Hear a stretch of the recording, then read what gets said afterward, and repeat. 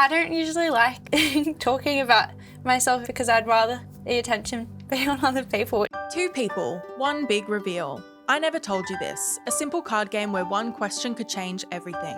It starts light. What small thing brings you joy? I'm not going to answer that. Then comes the moment that could shift a relationship forever as they finish this sentence. I never told you this. I've never told you this. I never told you this.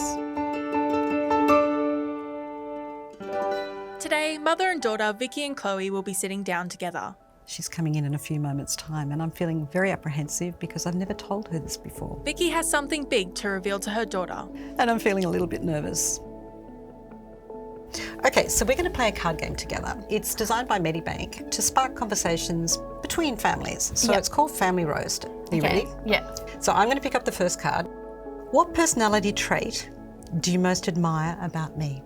Ooh, I would say that you're very energetic and welcoming. So everyone that I introduce you to and all my friends, like you always make effort to get to know them.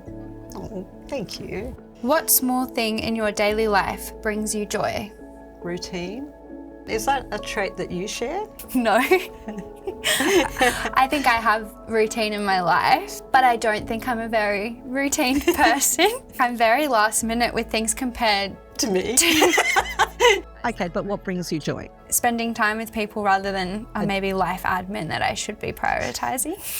Tell us something you're grateful for in this family. When we had someone pass that was very close to us, my son, your brother, coming out as a family afterwards means that we appreciate everything. So I appreciate each and every one of you. Okay, this is for me that I never told you this. Oh.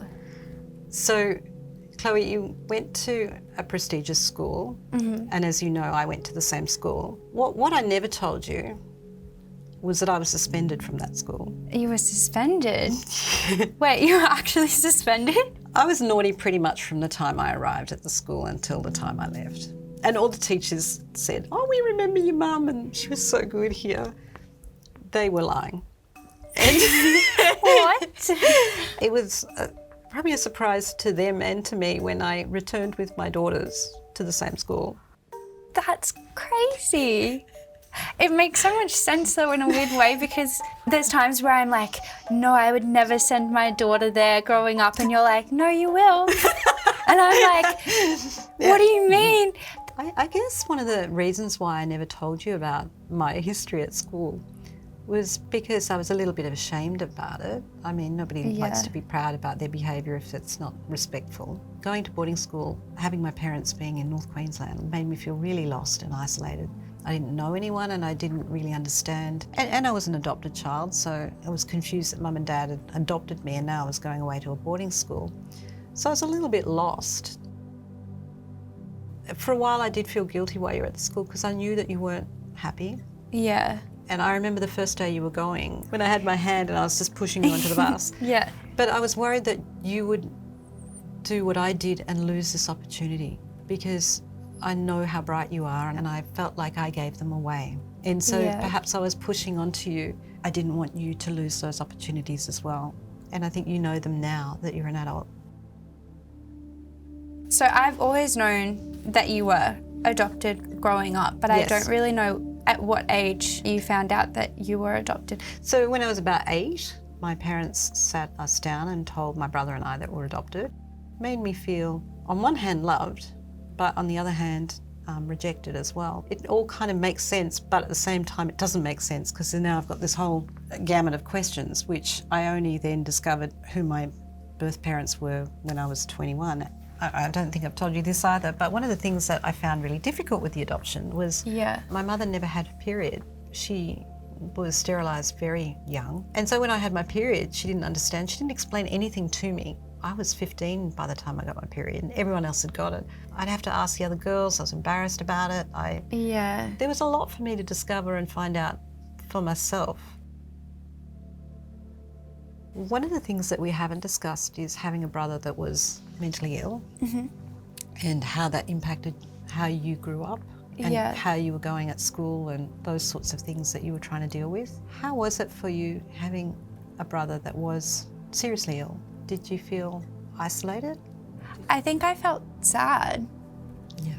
It is like a really sad thing to see someone else go through and not be able to help them. Yeah. But at the same time, we're talking about you, and Yeah. you were only a child watching this. It must have been very difficult looking back on your childhood to be able to say to your friends, look, my brother's suffering from mental health issues and he's in hospital this weekend, and that's what we did all weekend. No, no one knew. No one knew, so you couldn't talk to anyone about it. Like, I just hated school. It took me an hour and 40 minutes to get there every single day. Private school environment where there were rules that I kind of was rebelling against, and then a brother who was ill and not having anyone at school know about that. Like, I don't usually like talking about myself because I'd rather the attention be on other people, which is also why I'm quite emotional. I guess at the time, it definitely was quite scary and isolating. Looking back, I wish that I'd been there more to help you during that time. It's okay. I think Don't. I think that my time and attention was trying to understand what was going on with him, and then unfortunately the other siblings miss out a little bit, and I'm sorry. Yeah, But thank you for saying that. And one of the things that I couldn't control was that on the night he passed away, the police told you and I wasn't home. Come here. You couldn't control that at all. It makes me feel closer to you that you were also struggling during the same period that I was struggling. This has sparked the conversations that we didn't have when we were going through it. I think that we both wish that we'd had. I think that would have helped us a little bit more. How do you feel? I feel better. Like, I think it's always good talking about those kind of things, especially because I don't think we usually do, I think. I love you so much. I love you so much.